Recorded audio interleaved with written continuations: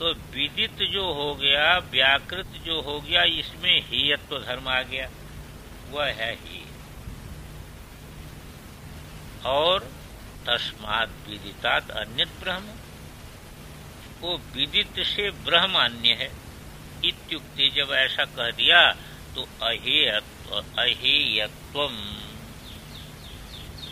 उक्तम स्यात्, तो इसका तात्पर्य क्या निकल जाएगा कि ब्रह्म जो है, जिसका प्रकरण है, वह हेय से भिन्न है, माने अहेय है। अहेयत्वम ब्रह्मण, ब्रह्म का, आत्मा का अहेयत्व जो है, ये बात कह दी गई इसके द्वारा। तथा अविदिताद अधि इत्युक्ते, अविदित से ऊपर जब उसको कह दिया गया तो क्या निकला? तो अनुपादेयत्वम उक्तम स्यात्, तब वह अनुपादेय है, क्योंकि जो हमारे पास नहीं है, विदित नहीं है, उसको फिर हम प्राप्त करना चाहते हैं। तो इससे जो है अनुपादेयत्वम उक्तम स्यात्। क्यों? कि कार्यार्थम ही कारणम अन्यद अन्येन उपादीयते। अरे कारण का प्रयोजन कब होता, किसके लिए होता है? कार्य के लिए होता है। तो किसी कार्य के लिए, जैसे घट बनाना है, तो घट बनाना है तो मृत्तिका का उपादान हम करते हैं। तो कार्यार्थम ही कारणम, कार्य के लिए ही कारण, अन्यत स्व से भिन्न वो कारण है, स्वरूप तो नहीं है। अन्यत अन्येन उपादीयते, ले आने वाला, उपादान करने वाला दूसरा हो गया, उसका उपादान करते हुआ अपने से भिन्न हो गया।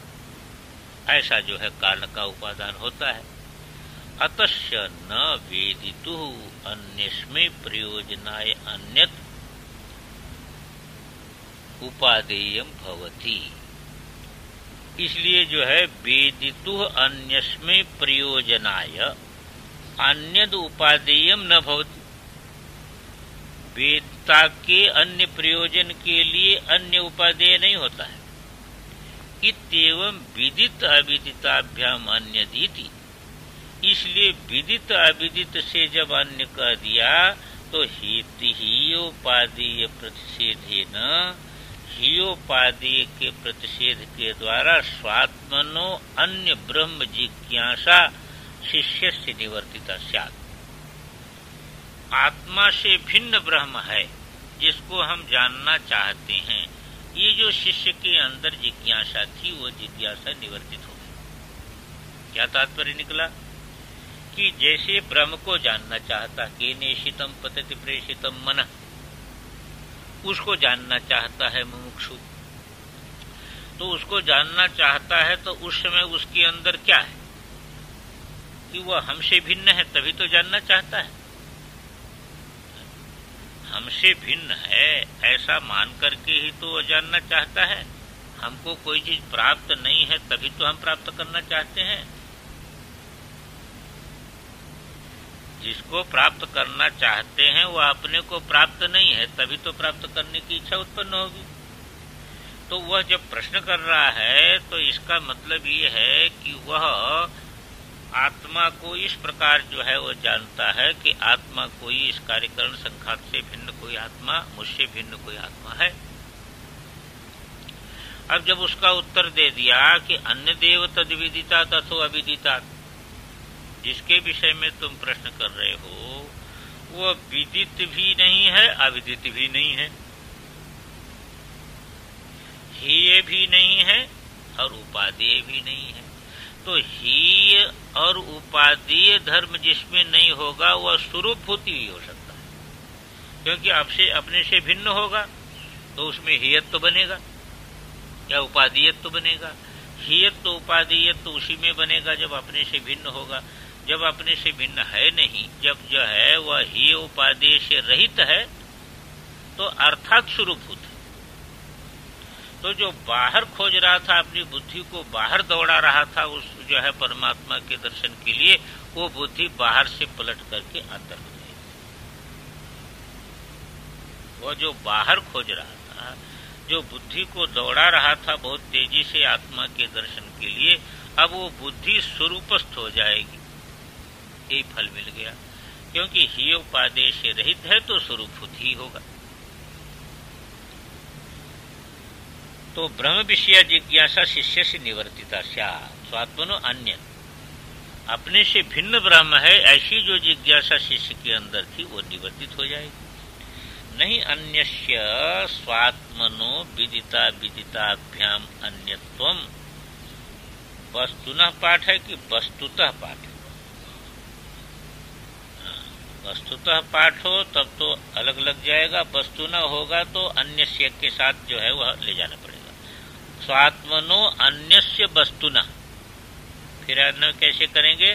स्वात्मनो अन्यस्य वस्तुनः विदिता विदिताभ्याम अन्यत्वम न संभवति, ऐसा अन्य कर लीजिए कि अपने से जो भिन्न है, स्वात्मनो अन्यस्य वस्तुनः, अपने से भिन्न जो वस्तु है वह विदित अविदित से भिन्न नहीं हो सकती है। क्योंकि अपने से जब भिन्न होगी तो या तो विदित होगी और या तो अविदित होगी। तो विदित अविदित से भिन्न उसको हम नहीं कर सकते हैं। थोड़ी सी आनंदगिरी ले लीजिए। यदि वेदितु अन्यत् तद विदितम अविदितम च इति द्वयी गति, दो ही गति है।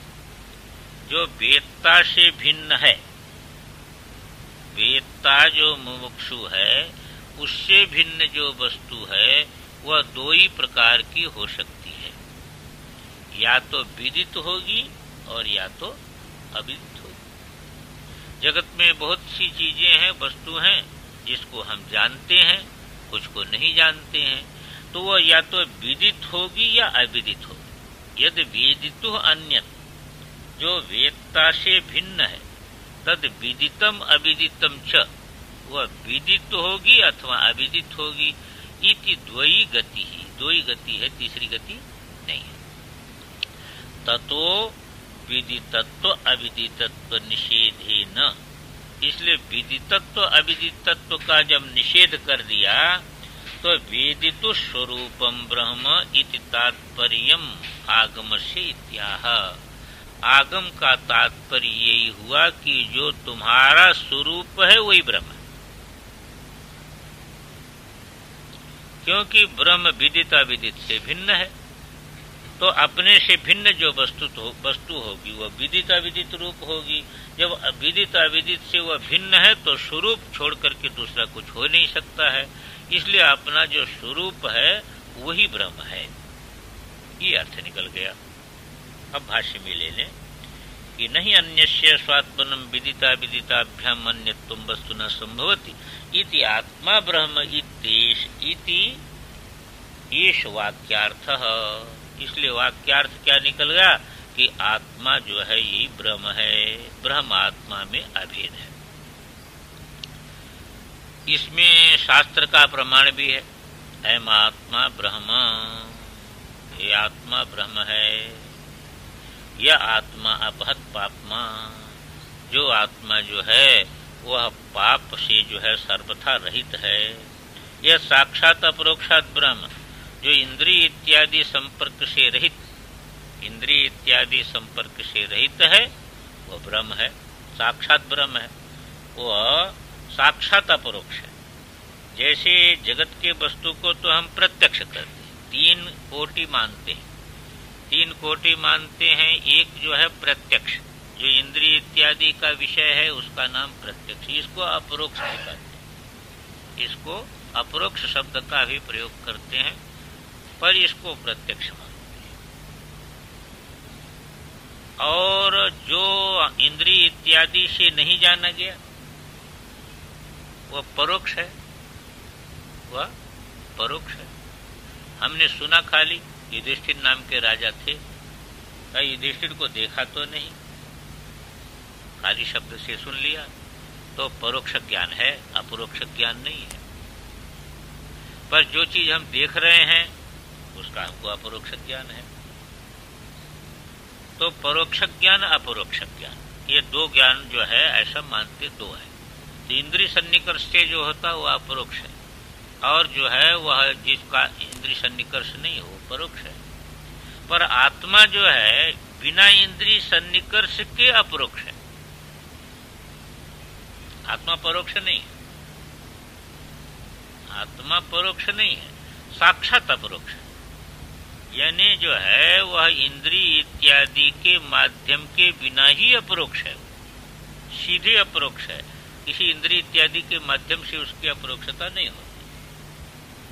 इसलिए तीन विभाग फिर ऐसा कर देते हैं कि इसको प्रत्यक्ष कह देते हैं, जो इंद्रिय सन्निकर्ष अपरोक्ष है उसको प्रत्यक्ष कहते हैं, आत्मा को अपरोक्ष कहते हैं, ईश्वर को परोक्ष कहते हैं। ईश्वर है परोक्ष, आत्मा है अपरोक्ष और जगत है प्रत्यक्ष। जगत प्रत्यक्ष है, आत्मा अपरोक्ष है और परमात्मा परोक्ष है। अब उस परोक्ष परमात्मा को जानने के लिए प्रवृत्ति होती है। तो परोक्ष परमात्मा जब आत्म रूप से जो है उसको हम जानते हैं तो वो अपरोक्ष हो जाता है। परमात्मा तो परोक्ष है, परोक्ष है, इसलिए उसके जानने के लिए प्रवृत्ति होगी। तो परमात्मा दर्शन के लिए ये साधक लगता है। अब उसका लक्षण बता दिया कि भाई विदित अविदित से भिन्न है, हेयोपादेय से भिन्न है। तो आत्म रूप में जब परमात्मा को जो है हम देखते हैं तो अपरोक्ष हो जाता, क्योंकि आत्मा तो अपरोक्ष ही है, आत्मा अपरोक्ष ही है, तो परमात्मा अपरोक्ष हो जाता है। तो आत्म रूप से ही परमात्मा अपरोक्ष होता है। जगत रूप से तो है प्रत्यक्ष हो रहा है इंद्रिय सन्निकर्ष।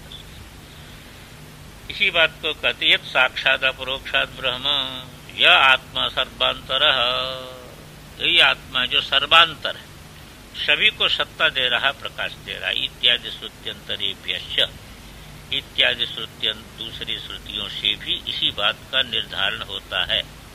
इति एवं सर्वात्मनः सर्व विशेष रहितस्य चिन्मात्र ज्योतिषो ब्रह्मत्व प्रतिपादकस्य वाक्यार्थस्य आचार्योपदेश परंपरया प्राप्तत्वम आह।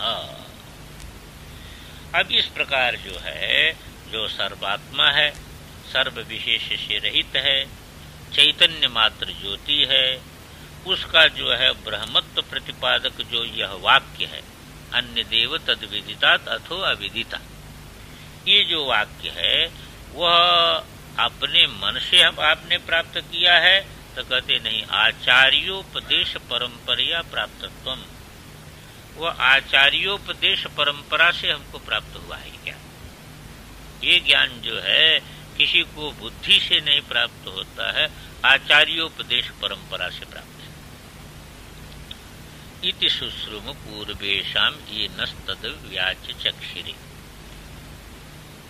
ब्रह्म चैवम आचार्योपदेश परंपरया एव अधिगंतव्यम।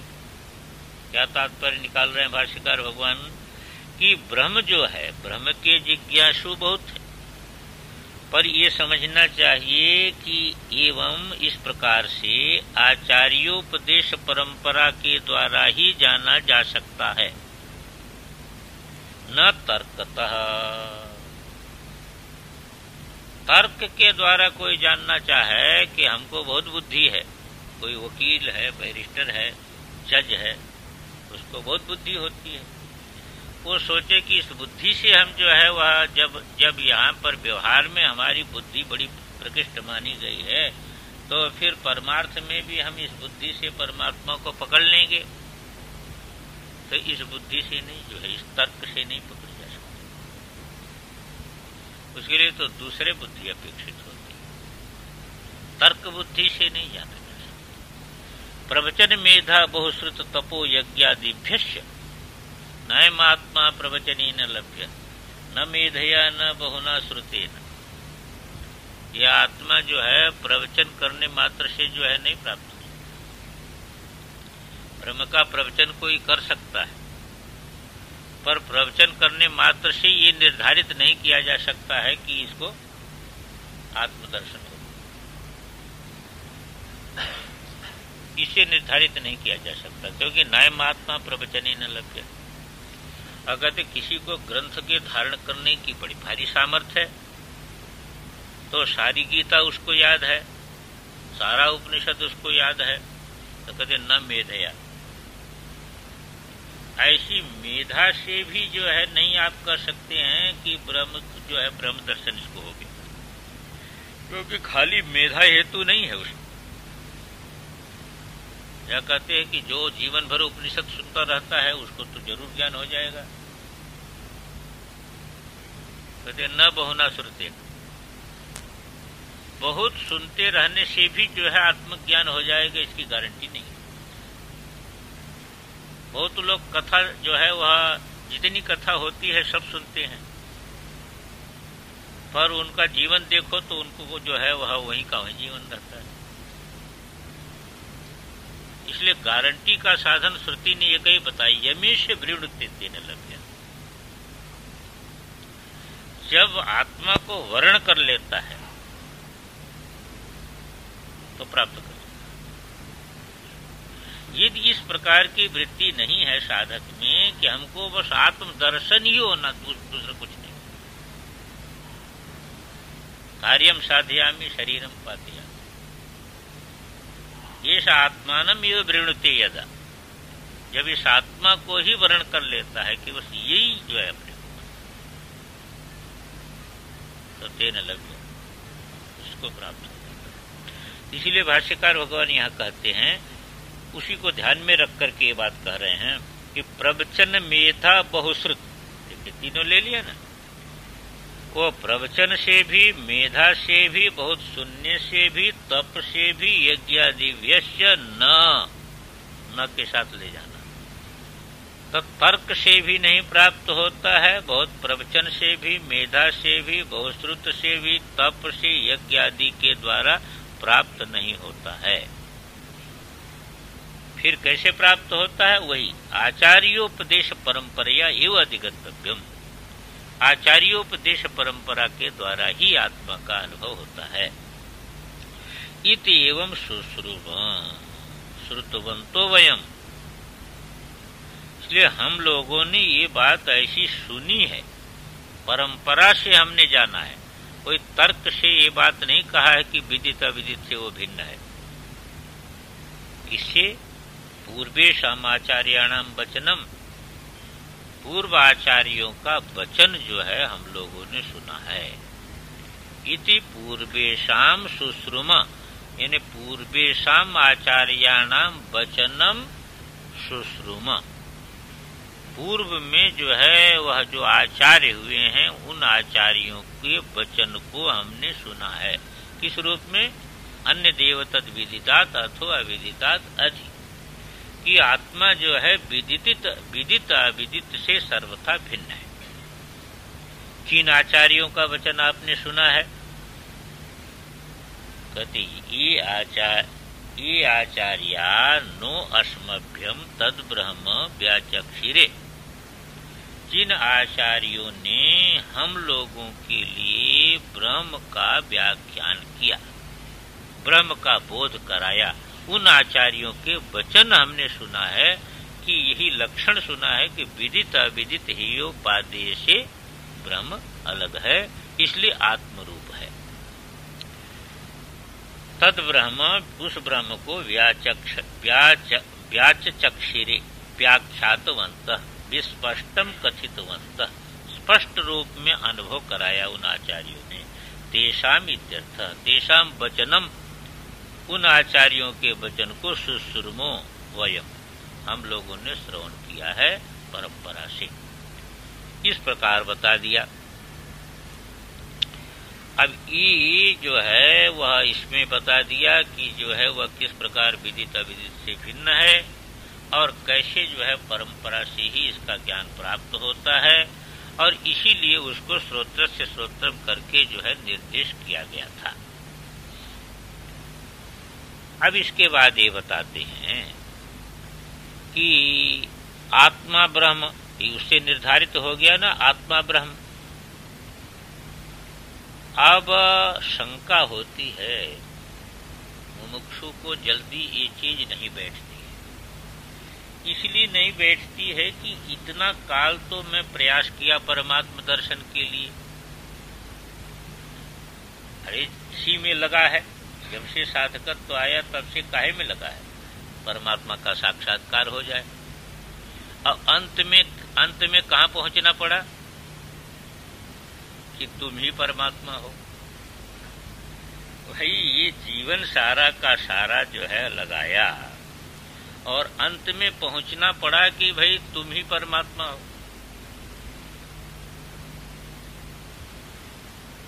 बड़ा भारी जो है वह बड़ी विलक्षण चीज हो गई कि नहीं। खोजते खोजते खोजते खोजते जो है पहाड़ में, जंगल में, तीर्थ में, नर्मदा में, गंगा में खोजते खोजते हैरान हो गए और शास्त्र का जब अध्ययन किया तो कहा कि वो परमात्मा हीयोपादेय से रहित है, विदित अविदित से रहित है, इसलिए वह आत्मभूत ही हो सकता है, दूसरा नहीं। तो जो तुम्हारा स्व है, जो तुम्हारा स्वरूप है, वही वो परमात्मा है। तब उसको बड़ा भारी आश्चर्य होता है कि कैसे मान लें, इस बात को मान कैसे लें जब से। इसको मानने में जो है बड़ी कठिनता मालूम होती है, क्योंकि स्व के विषय में तो अनुभव बहुत विलक्षण विलक्षण है। तो कैसे मान लें कि स्व स्वरूप, क्योंकि अभी तक तो उस परमात्मा की हम उपासना कर रहे थे, जैसी है ना, अभी तक हम उस परमात्मा की उपासना कर रहे थे। बात ये जच रही है और निश्चित ही है। अब जिसकी हम उपासना कर रहे थे इतनी श्रद्धा से, इतनी भक्ति से, आज तक जीवन भर हमने उपासना किया, अब उस उपासना करते करते फिर मन में ये जिज्ञासा हुई कि वह परमात्मा का स्वरूप क्या है, क्या वो जो है वह सगुण है कि निर्गुण है, क्या है जिसकी हम उपासना कर रहे हैं, उसका वास्तविक स्वरूप क्या है, इसकी हमारे अंदर जिज्ञासा हुई। और इस जिज्ञासा को शांत करने के लिए उपनिषद सुनने लगे और उपनिषद सुनते सुनते सुनते सुनते परमात्मा का स्वरूप जब आया तो ही उपादेय रहित, विदित अविदित से भिन्न आत्मरूप है। तो ये बात जरा जो है वह जमती नहीं, जल्दी नहीं जमती ना। सामने होना चाहिए परमात्मा, और सामने हो जाएगा तो विदित हो जाएगा, विदित हो जाएगा तो कार्य रूप हो जाएगा, कार्य हो जाएगा तो नश्वर हो जाएगा, तो परमात्मा नाशवान हो जाएगा। पर इसको साधक मानने के लिए तैयार नहीं है, नाशवान तो मान नहीं सकता। देखो, नाशवान तो नहीं मान सकते आप, सामने वस्तु दिखाई देगी तो नाशवान हो जाएगी, क्योंकि वह विदित हो जाएगी, कार्य रूप हो जाएगी, कार्य होने से नाशवान हो जाएगी। तो जो परमात्मा सामने दिखाई देगा वो नाशवान हो जाएगा। पर साधक ये नहीं मानता, कभी परमात्मा को नाशवान मानने के लिए तैयार नहीं है, सुनने के लिए तैयार नहीं है। अच्छा, परिच्छिन्न भी मानने के लिए तैयार नहीं है, क्योंकि वो परमात्मा को जो है वह भले ही मूर्ति में उपासना करे, पर वो जानता हमारा परमात्मा तो सब जगह है, हमारा परमात्मा सब जगह है। तो परिच्छिन्न भी मानने को तैयार नहीं है, वो व्यापक मानता है परमात्मा को। तो व्यापक भी मानता है परमात्मा को, परिच्छिन्न भी मानने के लिए तैयार नहीं है। अब उसका साक्षात्कार करना चाहता है, साक्षात्कार करना चाहता है। तो उसका साक्षात्कार, श्रुति कहती है कि उसका साक्षात्कार जो है, जिसलिए वो विदित नहीं है और अविदित से भिन्न है, तो उसका साक्षात्कार तुम्हारे हृदय में होगा, स्वरूप में होगा, दूसरे जगह साक्षात्कार नहीं हो सकता, तो स्वरूपभूत हो जाएगा। ये जो है फिर भी इसी बात को उठाते हैं भाष्यकार भगवान कि अन्य देव तद विदिता तथो अविदिताद अधि इत्यनेन वाक्येन आत्मा ब्रह्मेति प्रतिपादिते श्रोतु आशंका जाता। जब श्रुति ने ये सुना दिया कि अन्य देव तद विदिता तथो अविदिता, वह विदित से भिन्न है और अविदित से भिन्न है, ऐसा जब कह दिया तो उस वाक्य का अर्थ निकला आत्मा ब्रह्म। अब विदित अविदित से जब भिन्न है तो आत्मरूप ही ब्रह्म हो सकता है, दूसरा नहीं हो सकता है, क्योंकि विदित भी नहीं होगा, अविदित भी नहीं होगा। तो आत्मा ब्रह्मीति प्रतिपादित, आत्मा ब्रह्म है, ये जब जो है शास्त्र प्रतिपादित करता है तो श्रोतु आशंका जाता, श्रोता के मन में आशंका उत्पन्न हो जाती है कि तत्कथम तो आत्मा ब्रह्म, आत्मा ब्रह्म कैसे हो जाएगा भाई, ये आशंका उत्पन्न हो जाती है। आत्मा ही नाम अधिकृत कर्मणि उपासने च संसारी, यानी आत्मा कौन है? आत्मा तो मैं ही हूं। आत्मा को क्या जानता है? आत्मा मैं ही हूं। कर्म करने वाला, उपासना करने वाला, कर्म में जिसको अधिकार प्राप्त है शास्त्र से, उपासना में जिसको अधिकार प्राप्त है, वो आत्मा कौन है? आत्मा तो मैं ही हूं, ऐसा जानता है वो कि आत्मा ही नाम अधिकृत, जो अधिकारी है किसमें? शास्त्रीय कर्म में, उपासना में। संसार जिसके पीछे लगा हुआ है, संसार से छूटना चाहता है, परमात्मा दर्शन करना चाहता है, वही तो आत्मा है। ये तो हो गया आत्मा। और जो है कर्मोपासनम व साधनम अनुष्ठाय, हमने तो यही सोचा था कि हम शुभ कर्म कर रहे हैं, उपासना कर रहे हैं, इस साधन का तीव्र अनुष्ठान करेंगे और उपासना करते करते करते करते तन्मयता हो जाएगी तो भगवान दर्शन दे देंगे। हमारे मन में तो आज तक यही था कि भाई घर छोड़ करके भी चले जाएंगे, जंगल में बैठ जाएंगे, वहां एकदम अन्न पानी छोड़ करके ध्यानस्थ हो जाएंगे तो फिर परमात्मा सामने प्रकट हो जाएगा। तो यही तो निश्चय करके साधन में लगे हम। इसलिए कर्मोपासनम व साधनम अनुष्ठाय ब्रह्मादि देवान स्वर्गम व प्राप्तुम इच्छति। ये जो आत्मा जीवात्मा है वह कर्म उपासना इत्यादि करके ब्रह्म को प्राप्त करना चाहता है, या देवता को किसी प्राप्त करना चाहता है, अथवा स्वर्ग को प्राप्त करना चाहता है। जैसा जैसा अधिकारी है, कोई ब्रह्म को प्राप्त करना चाहता है, कोई स्वर्ग को प्राप्त करना चाहता है, कोई देवता विशेष को प्राप्त करना चाहता है। तस्माद अन्य उपास्य, इसलिए उपासना करने वाला तो उपास्य से भिन्न होगा ही। उपासना जो कर रहा है वह उपास्य से भिन्न होना चाहिए कि नहीं होना चाहिए?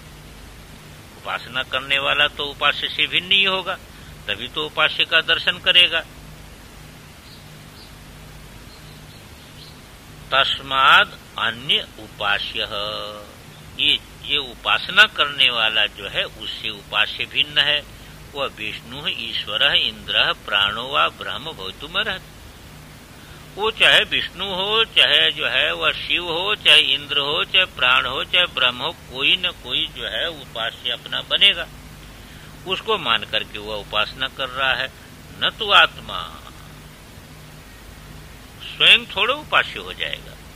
ये जीवात्मा उपास्य तो नहीं हो सकता है, क्योंकि ऐसा तो मानने से लोक प्रत्यय विरोधा, लोक में अनुभव नहीं हो रहा ना, प्रत्यक्ष है। प्रत्यक्ष सुखी दुखी जो है वह विभिन्न प्रकार से जो है वह संसार में पड़ा हुआ है। ये परमात्मा कैसे हो जाएगा? ये ब्रह्म कैसे हो जाएगा? ये प्रत्यक्ष का विरोध हो जा रहा है शास्त्र की बात सुनकर के। इसलिए जो है साधक के मन में आशंका उत्पन्न हो जाती है। तथा अन्य तार्किका ईश्वराद अन्य आत्मा इति आचक्षते। दूसरे हमने न्याय भी पढ़ा है, न्याय पढ़ा है, योग दर्शन भी पढ़ा है। तो नैयायिक लोग जो है वह कहते हैं कि जीवात्मा अलग है, ईश्वर अलग है। तो तार्किक लोग जो बड़ी बड़ी तर्क करने में कुशल होते हैं, वो भी तो जो है वह जीवात्मा से भिन्न ईश्वर को, परमात्मा को मानते हैं।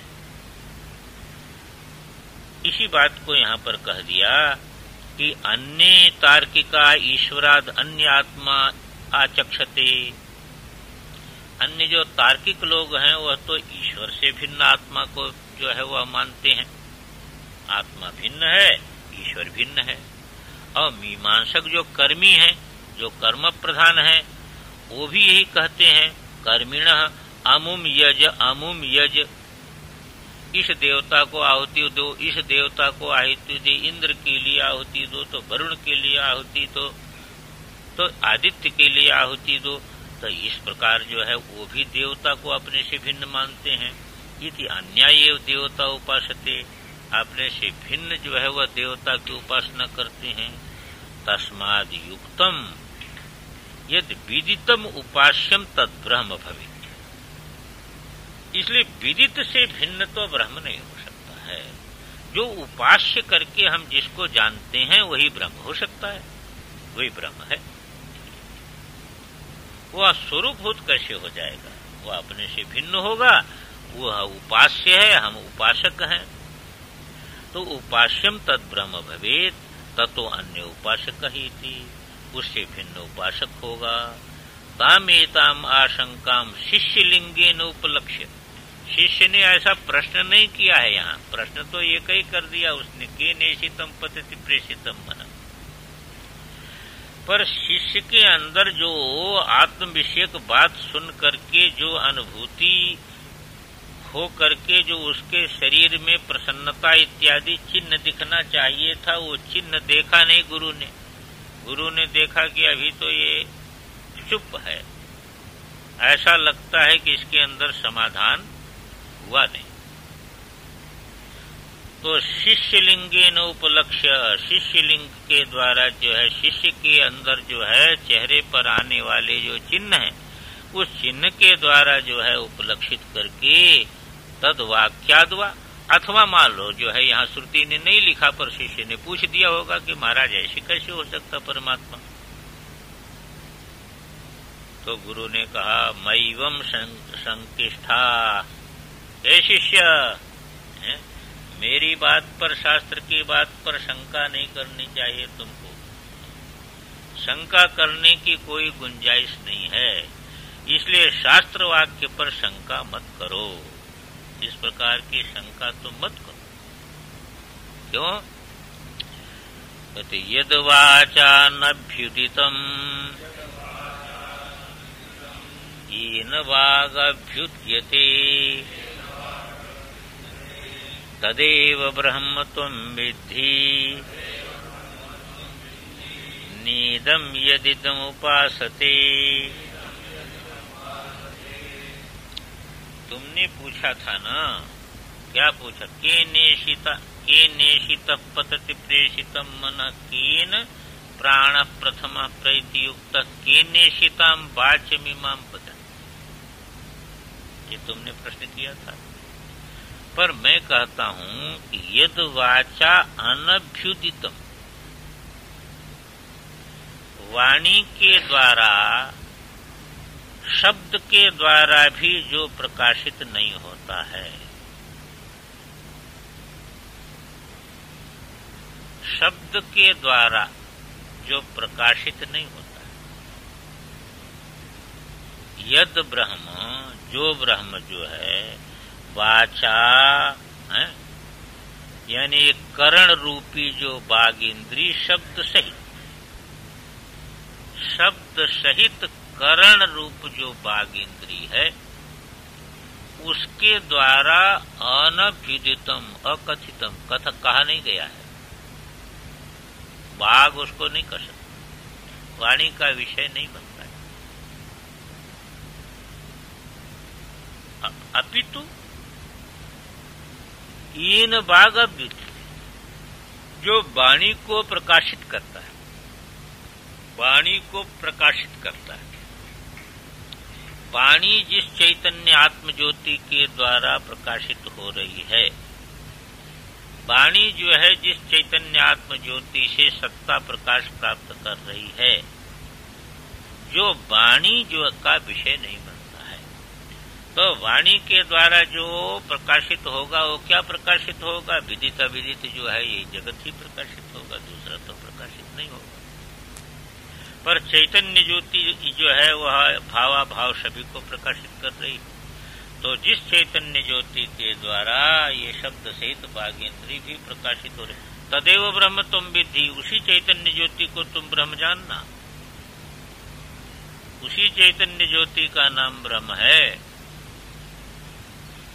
यदि इदम उपासते, यह करके वाणी का विषय बना करके, इंद्रियों का विषय बना करके जिसकी उपासना तुम करते हो, वह ब्रह्म नहीं हो सकता है। उसको तुम ब्रह्म मान लोगे तो ब्रह्म नश्वर हो जाएगा, वह तो नश्वर हो जाएगा, वह नहीं बन सकता है, वो तो कार्य रूप हो जाएगा, जगत रूप हो जाएगा। इसलिए न इदम यद उपासते, यद जिसको इदम तया करके उपासना करते हो, जिसको अपने से भिन्न करके जान रहे हो, वह ब्रह्म नहीं हो सकता, परमात्मा नहीं हो सकता है। मय्यम संकिष्ठा यत् चैतन्य मात्र सत्ताकम वाचा अनभ्युदितम, यही था ना। यद का अर्थ कर दिया ब्रह्म, माने चैतन्य मात्र सत्ताकम ब्रह्म, जो ब्रह्म वाचा अनभ्युदितम। वाचा का अर्थ पहले कर रहे हैं, बाग क्या है? बाग इति जिह्वा मूलादि अष्टसु स्थानेषु विषक्तम। बाग इंद्री जो है तत्तद स्थानों में जो है वह संलग्न है ना, क्योंकि तद स्थानों से संलग्न होकर के ही शब्द का उच्चारण बाग इंद्री से होता है कि नहीं?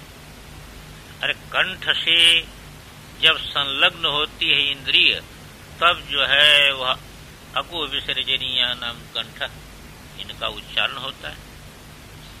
इसलिए कह दिया अष्टसु स्थानेषु विषक्तम, माने संलग्न, और आग्नेयम माने अग्नि देवताकम। बाघ इंद्री का देवता कौन है? अग्नि देवता है, अग्नि देवता वाली है वह। ऐसा जो है वह वर्णानाम अभिव्यंजकम कर्ण, वर्णों को अभिव्यक्त करने वाला कर्ण। वर्ण नित्य मानते हैं, पर उनका अभिव्यंजन कैसे होता है? अभिव्यक्त को किससे होगा? कर्ण से अभिव्यक्त। वर्ण नित्य, उनकी अभिव्यक्ति होती है कर्ण से। किस कर्ण से होती है? बाघरूप कर्ण से होती है। तो ये वर्णों का अभिव्यंजक है, अभिव्यक्त करने वाली है बाघरूपी कर्ण। उसका देवता कौन है? अग्नि देवता है, तो अग्नि देवता वाली है।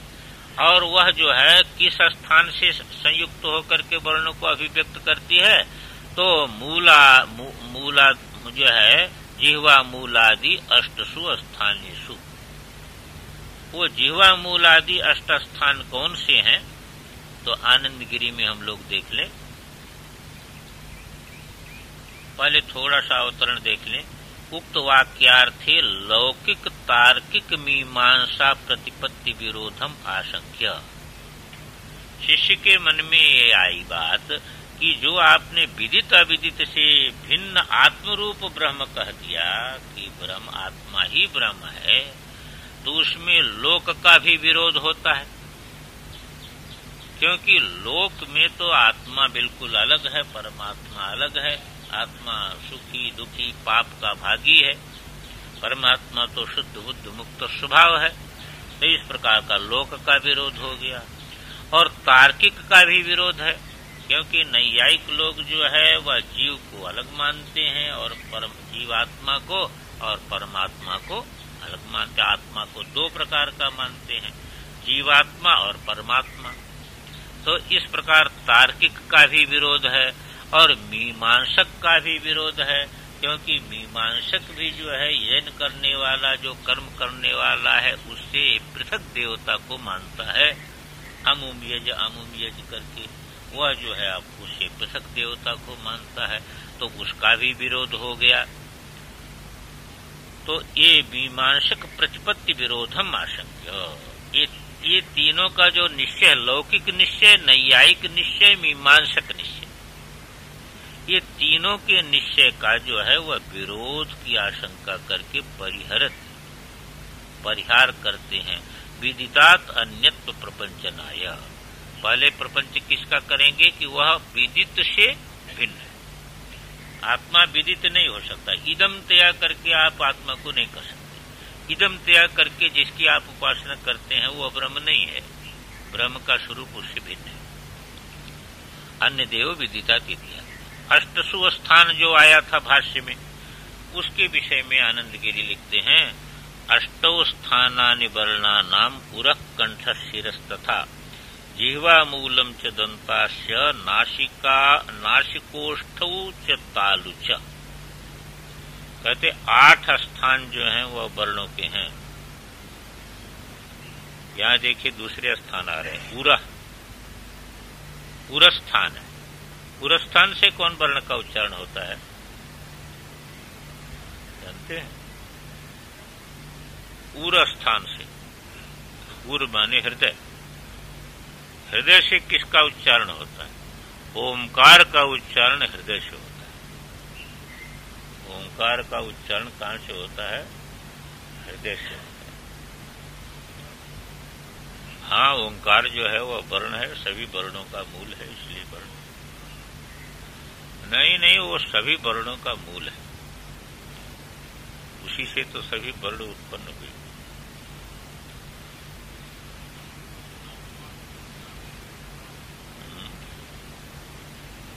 नाभि से मानते हैं, नाभि में अनभिव्यक्त है, उच्चारण जो है वह हृदय से होता है। नाभि से उच्चारण कोई नहीं, वह उच्चारण नाभि से नहीं, उच्चारण जो होता है वह हृदय से होता है। ओंकार का उच्चारण हृदय से होता है, इसीलिए उसको ओंकार उच्चारण के द्वारा साधक हृदय में प्रतिष्ठित होता है। आप अनुभव करके देखिए कि दीर्घ प्रणों का उच्चारण एकांत प्रदेश में बैठ करके जो है आप दीर्घ प्रणों का उच्चारण